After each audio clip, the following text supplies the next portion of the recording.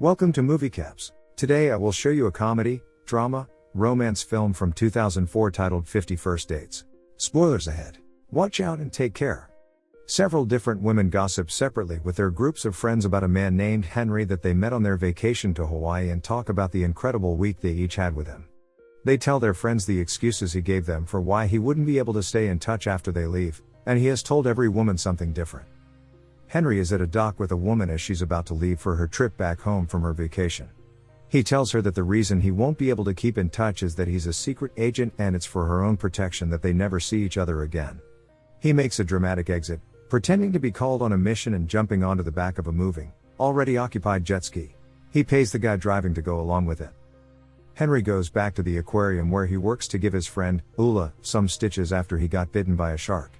Ula's kids are all there and record the operation, giggling and joking with Henry at their father's expense. Ula asks him how his week with his most recent tourist went. He warns Henry that if he keeps showing all of these women such a wonderful time, eventually one of them is going to decide to stay on the island. His coworker, Alexa, calls him up in a hurry to help take care of a walrus that isn't moving. He goes up to check it out, and discovers it just needs to burp. He puts pressure on its belly until it vomits all over Alexa. Later, Henry works on his boat and takes it out for a little test drive around the island to see if it will be ready for his trip to Alaska soon, but during his trial, several of his sails break. He takes a raft back to shore and decides to wait at a local restaurant while the Coast Guards come to tow his boat. A few tables over, he notices a beautiful woman and watches as she makes an odd structure out of her waffles, resembling a house. The woman and the waitress are on friendly terms and Henry overhears that the woman's name is Lucy. Henry talks with his coworker about Lucy as he gives a walrus an ultrasound. Alexa points out that Henry usually only goes for tourists, not women who already live on the island. She wonders if this is because Henry has issues with intimacy. Alexa muses that maybe one of his previous lovers had betrayed him, and Henry admits that his girlfriend in college cheated on him with one of their professors. The next morning, Henry returns to the restaurant and sees Lucy making another construction site out of the waffles she's ordered. He sees that she's having trouble getting the door to her waffle house to work, so he helps her out by using a toothpick. Charmed, she asks him to sit with her. They flirt for a while, and she tells him that she likes the way his hands smell like fish, since her father is a fisherman and it reminds her of him. After a few hours of talking, the waitress kicks them out, explaining they have to get the restaurant ready for lunch. In the parking lot she explains that she has to leave because it's her dad's birthday and every year they go pick a pineapple for him. She invites him to have breakfast with her again the next day and he agrees. Later that day, Henry goes golfing with Ula and his children. Ula tells Henry that he was able to get a tourist's phone number for him and that he should take her out on a date. He declines, saying he's into someone else. When it's his turn to swing, Henry overshoots the hole and is forced to scramble his way down a cliff in order to retrieve his ball. Down on the beach, he sees Lucy who kisses him and tells him she wants to spend every day with him. Henry wakes up on the green. Ula tells him that his ball ricocheted off the golf cart and hit him in the head. That night, Henry decides to call the tourist and go on a date with her because of his fear of getting too attached to Lucy. The tourist drinks like crazy and pretends to be drunk so she can sleep with him, but the entire time, Henry can't stop thinking about Lucy. Henry admits to the woman that he isn't who he said he was and that there isn't actually any alcohol in the drinks. He tells her he can't have sex with her because he's interested in someone else. The next morning Henry shows up at the restaurant to have breakfast with Lucy. The waitress tells him she needs to talk to him about Lucy, and Lucy walks in the restaurant and right past him to go sit at her booth. He goes to sit with her but she doesn't recognize him. The waitress pulls him outside to talk. She explains that about a year ago, Lucy and her father were in a car accident and it severely injured Lucy's frontal lobe. She can remember everything up until the day of the accident, but she's unable to retain any new information. Every night when she goes to bed, the slate is pretty much wiped clean and she lives the same day over and over again. She lives with her brother and father and they go to great lengths to make sure every day is the same day for her so she doesn't get confused. After breakfast, Lucy goes home to her brother and father and wishes her father a happy birthday. He suggests that she paints his workshop for him since he painted it white and it seems too plain. She happily obliges. That night they go through their routine of setting out a cake for her father, giving him presents, and watching the same movie before bed. After Lucy goes to sleep, her brother and father set to work repainting the workshop, getting rid of all of the evidence of that night and setting the house up to look exactly like it did the previous morning. Henry confides in Ula, telling him all about Lucy's memory problem. Ula suggests that Lucy might be the perfect girl for him because of her memory loss. If she has to meet him again every day, it could be a great practice for Henry to work on his commitment issues, and if something goes wrong, he could disappear without her ever knowing or getting hurt. The next morning Henry returns to the restaurant and makes a bet with the cook that he can get Lucy to invite him to sit with her again. It doesn't work, and he spends the next several mornings getting rejected by her. One morning he decides to pull out all the stops and makes a huge scene of being upset because he isn't able to read. Concerned, Lucy goes to him and helps him with the menu and invites him to sit with her so she can help teach him how to read. After they've finished eating and say their goodbyes, Lucy calls Henry out saying she knows him not being able to read was just a ploy to get her to talk to him and that she's disappointed he wasted her time because he never even asked for her phone number or to see her again. She drives off, leaving him baffled. That evening Henry goes to Lucy's house to apologize to her and meets her father instead. Her father is auspicious of Henry's intentions with his daughter and he warns Henry to stay away from Lucy. He reluctantly agrees. At work, he talks with Alexa about his confusing situation and asks her for advice. She tells him that there are always ways around rules, and that he should try and be more creative and definitely should not give up on trying to see her if he likes her as much as he does.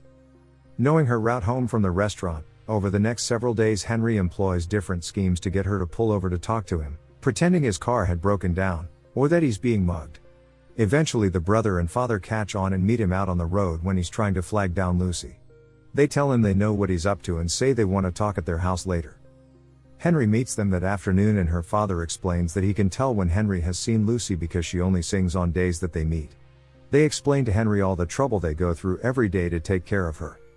The next morning Henry goes to see Lucy at the restaurant and again she rejects him. She goes back outside to her car and sees a police officer writing her a ticket for her expired tags. She freaks out because she thinks her tags are still in date because she doesn't know how much time has passed and goes to look at the local paper to see what day it is.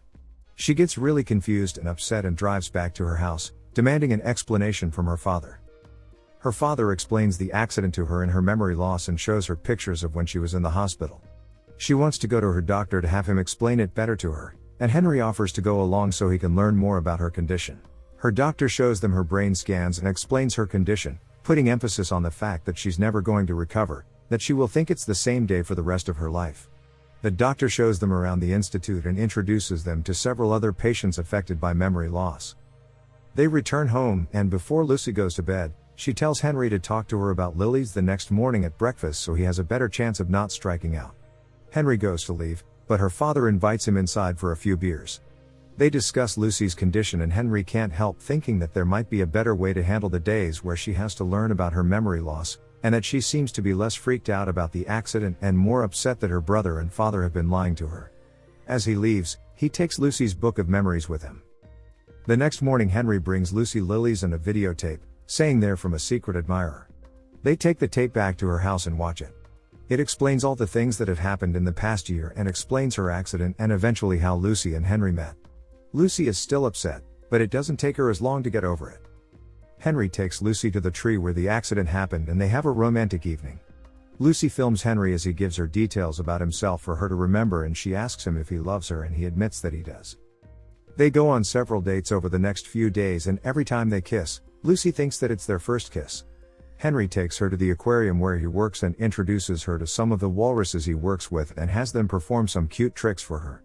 He takes her back to his room and then they make love. That evening he performs a song he wrote about her on his ukulele and she loves it. They snuggle in her bed together and right before they fall asleep, Henry asks Lucy to marry him and she says yes. When they wake up the next morning, Lucy has no idea who Henry is and freaks out that there's a stranger in her bed. She attacks him until her father and brother hear what's going on and intervene. They bring in Lucy's doctor to check on the injuries she inflicted on Henry and Lucy overhears Henry talking about his boat trip he's been planning for years to Alaska. He says that he's decided to abandon the trip because he doesn't want to leave Lucy. After Henry arrives at work, Lucy meets him there and tells him that she wants to break up with him. She's horrified that she's completely taken over her father and brother's lives and she doesn't want to do that to Henry too. She says she's kept a nightly journal about all of their dates and details about him and that she plans to destroy it so that after they break up, she won't have any memory of him. Henry protests, but eventually agrees to help her rewrite her journal without him in it. After they've typed up and printed out her new journal, they burn her old one with all of her memories of Henry in it. They kiss one last time and then Henry heads back home. Henry tries his best to move on and spends a lot of time working on his boat to get it ready for the trip again. On bad days he shows up at her house but her dad won't let him in. He sees her while he's at work and she doesn't recognize him. At the dock, Lula and his kids come to tell him goodbye before he leaves on his trip to Alaska. To his surprise, Lucy's father and brother also show up to wish him well. Her father tells him that Lucy had decided to go live at the Memory Institute because she was tired of being a burden to them. He says that she seems very happy there. Before Henry takes off, Lucy's father hands him a gift. After getting out on the water, Henry realizes that the gift is a Beach Boys CD that Lucy loves to listen to. It makes him very upset, but eventually he realizes that this might have been a clue from Lucy's father that she still remembers him. He turns the boat back around and rushes to the institute to see Lucy. Henry barges into the room where Lucy is teaching her art class. He asks her if she remembers him and she says she doesn't, but that she wants to show him something. Lucy takes Henry to her studio, which is covered in paintings of Henry. She says she has dreams about him every night and that she can't get his face out of her head. Henry explains that they used to be lovers and that she broke up with him to try to protect him, but that she made a mistake. They decide to get back together and kiss to make up. Several years down the road, Lucy wakes up in a strange bed with a tape sitting on the table beside her for her to watch. The tape explains the accident and how she and Henry met and that they're married now. At the end of the tape, Henry's voice tells her to put a coat on when she's ready and come up to see him. Lucy goes upstairs and sees that she's on a ship in Alaskan waters. Her father is there fishing off the side of the boat and Henry introduces Lucy to their daughter. Lucy seems confused but also incredibly happy and she holds her little family. The end. Thank you for watching. Subscribe if you'd like to see more videos like this.